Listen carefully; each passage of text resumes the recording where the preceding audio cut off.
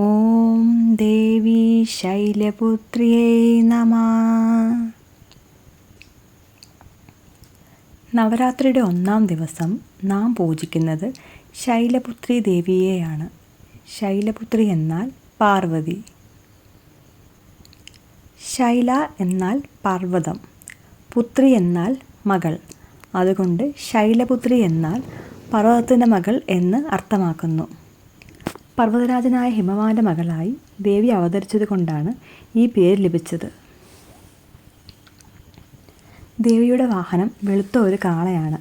അതുകൊണ്ട് ദേവിക്ക് വൃഷാരൂഢ എന്നും പേരുണ്ട്.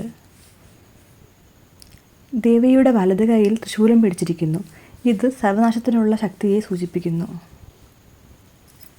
ഇടത് കൈയിൽ താമരപ്പൂവ് പിടിച്ചിരിക്കുന്നു. ഇത് വിശുദ്ധിയെയും സൗന്ദര്യത്തെയും സൂചിപ്പിക്കുന്നു.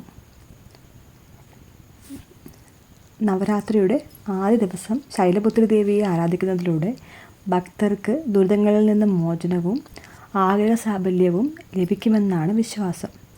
ദേവിയുടെ ഈ രൂപം പ്രകൃതിയുടെ ശക്തിയെയും പരിശുദ്ധിയെയും പ്രതിനിധീകരിക്കുന്നു.